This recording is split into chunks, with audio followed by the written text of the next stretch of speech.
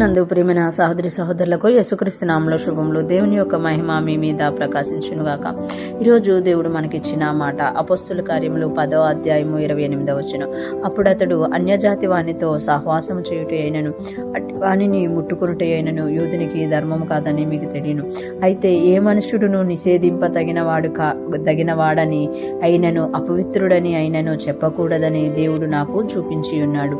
ఈ మాటలు మనం అపొస్తలుల కార్యంలో చూస్తున్నాము. 10వ అధ్యాయంలో కొర్నేలు ప్రార్థన మనం చూస్తూ ఉన్నట్టు. కొర్నేలు ఎప్పుడైతే ప్రార్థించారో దేవుడు దూత కొర్నేలికి దర్శనం అందు కనబడి పేతుర్ని పిలిపించుకోమన్నట్టుగా చెప్తారన్నమాట. అదే టైంలో పేతురు గారు ఆకలి ప్రేయర్ చేసుకోవడానికి వెళ్ళినప్పుడు పేతురు గారి దగ్గరికి కూడా ఒక 4 చెంగుల దుప్పట్లో అన్ని జాతుల పురుగులు, పక్షులు, జంతువులు ఉన్న ఒకటి దించినట్టుగా మనం చూస్తామన్నమాట.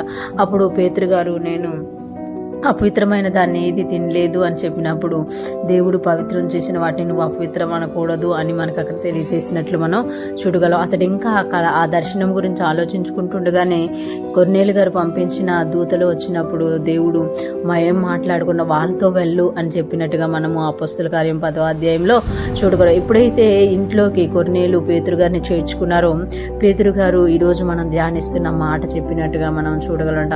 అక్కడ పేతురు గారు అంటున్నారు కదా, అప్పుడు అతడు అన్యజాతి వానితో సహవాసము చేయుట అయినను అటు వాన్ని ముట్టుకునుట అయినను యూదునికి ధర్మము కాదని మీకు తెలియను. అంటే యూదులు ఒక ప్రత్యేకమైన జనాంగం అన్నమాట.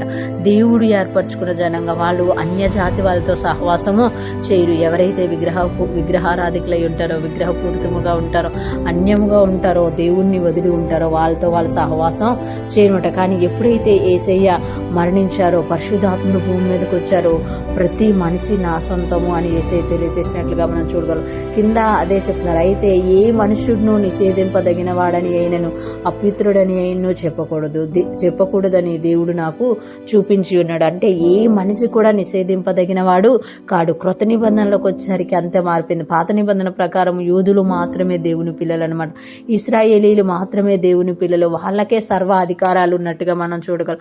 ఎప్పుడైతే యేసయ్య సిలువలో మరణించి మరలా 3వ దినమున లేచారో అక్కడ మనం చూసుకుంటే ఆయన రక్తము ద్వారా పరిశుద్ధాత్ముడు భూమి మీదకి రావడం వల్ల ప్రతి ఒక్కరూ ఆయనకి దేవుడై ఉన్నాడనమాట. ఎంతమంది తన అంగీకరిస్తారో వారందరికీ దేవుని కుమారులు, దేవుని పిల్లలయ్యే అధికారాన్ని దేవుడు ఇచ్చినట్టుగా మనం చూస్తామన్నమాట. ఈరోజు ఫ్రెష్ మన వింటున్న ప్రతి ఒక్కరు జ్ఞాపకం చేసుకోవాలి.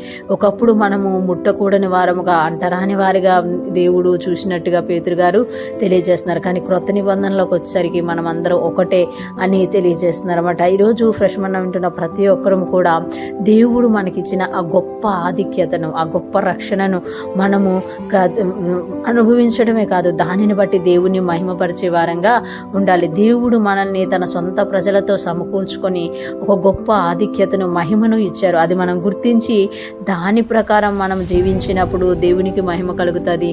అదే టైంలో అనేక మందికి ఆశీర్వాదకరంగా మనము ఉంటాము. అటువంటి గొప్ప కృప మనందరికీ కలుగునుగాక. ఆమేన్.